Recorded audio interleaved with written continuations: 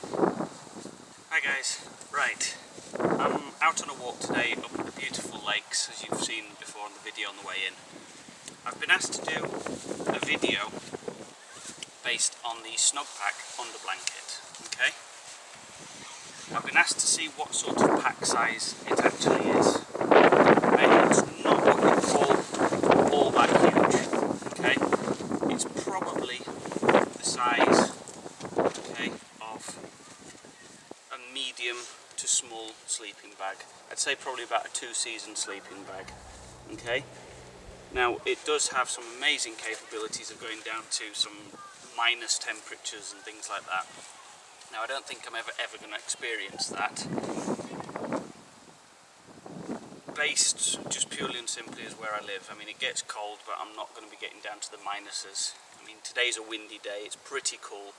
I mean, I could be in a t-shirt, but the breeze eventually would get to me.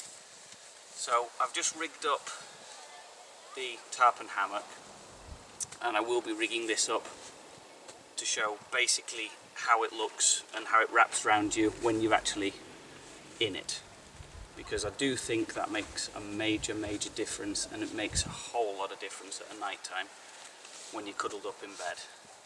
Basically, when you're asleep and you're laid in your sleeping bag, you're supposed to have an airspace. Well, that airspace is what keeps you warm. When you're in a hammock, that airspace is compressed, and because you've got no insulation whatsoever under you, this does create insulation, okay? And it does really, and I mean really, keep you warm. I've been down to probably 9 degrees in it, which I wouldn't say is all that cold, but without it I'd have probably felt the cold on my back. With it, it made the difference of having a lovely night's sleep and not even really needing to get into my main sleeping bag, which is only a small one. It's only the Jungle sleeping bag by the British Army. Again, it's really thin, slightly thinner than this package, but there was no need for it, and it really does make a difference. Now, based on previous experiences of sleeping in the hammock when I've been to bushcraft shows and things, it's been a cold night on my back. The first time I ever got a hammock and slept in a hammock, I had a miserable first night. My back was cold, everywhere I turned that eventually got cold, and it was quite a miserable night. We then got some cheap auto-inflatable mattresses, and we just threw those inside, and wow, what a difference that made. That was just from chalk and cheese, really was. Again, only problem that I find with those are they're so narrow. I mean, I'm quite a broad guy. I mean, there's obviously bigger, broader guys out there, but I found that if you slid off of it, that patch of your body got cold. And I'm not one for cold. I like to be snug and warm. And this really does that. So right, what I'll do is I'll set it up, because it does take a while to set up. It's on bungees, very similar to these bungees that you get on the hammock itself. And there's 4 of them, okay? And they do tie off to different points. Now I will be doing a modification to that and putting them on some simple carabiners, because I have found when I've tied them up, I've actually tied them up to the ends here of the actual hammock itself, and it's made a huge difference. It flexes with the hammock and everything, and I don't really think there's a need for the bungees, although the bungees do allow for it to hug around you, and you can tighten it so it does hug around you more. I'll show you all this now in a minute, so catch you in a minute, guys. Right guys, this is the Snugpak Underblanket now set up. See, I've got the hammock underneath, okay, which is just opened up now, and this actually just hugs straight around it. Got these little draw tags here at the sides, which are just to pull it tighter, so you get basically the cupping effect, okay? As you can see, it goes right the way here to the ends, okay, on both sides. Now I'm about 6'1", okay, in height, and when I get in here, it covers me from top to toe, okay? Get in, like that.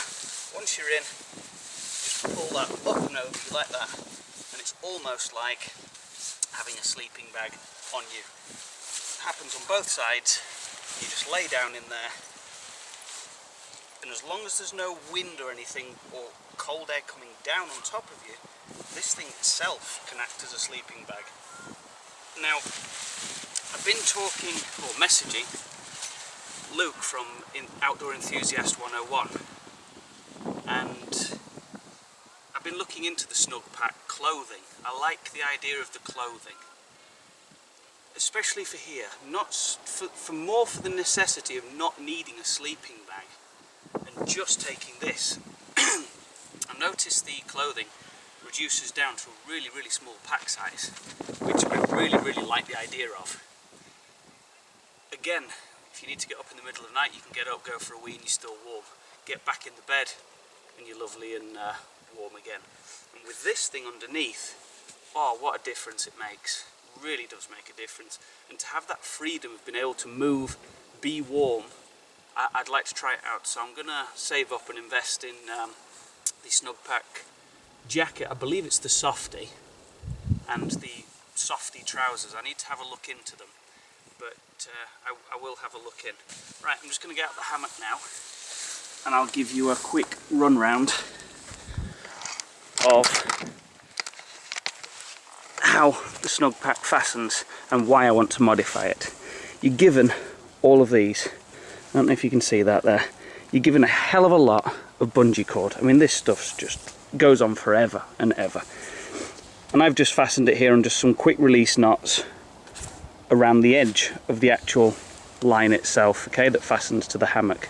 As you can see, it runs all the way through, okay, all the way through, comes here to the cinch that I was telling you about before, okay. It does have these nice little loops. Now I'm not sure exactly what they're for, unless they're to pull out or anything, I don't know. There's the little Snugpak logo, and again the line runs all the way through and back out to the other end, and again you're fastened to loads of these bungees. Now you have the bungees that come from the sides, which are these ones here, okay, and they're more or less your adjusters for your tension to create this sag and the bag effect, okay. Then underneath here, right, again on bungees you've just got some fixed lines, okay, they're just looped through these fixed lines just to fasten and hold the bottom basically. There's one at this side, and if you look there's one at that side, okay. Now my intention is to either cut those shorter or even loop them back on themselves, and I'm going to fasten a carabiner. Again, the same with that. Once I've got my measurement, I'll be fastening a carabiner, so it'll be two carabiners, one for each side, which is going to hold each end. So that's going to be two small carabiners here. They don't have to be load bearing. Again, there's a lot of pull and elastic in these, and again the same on the other side. And then basically that there is my setup.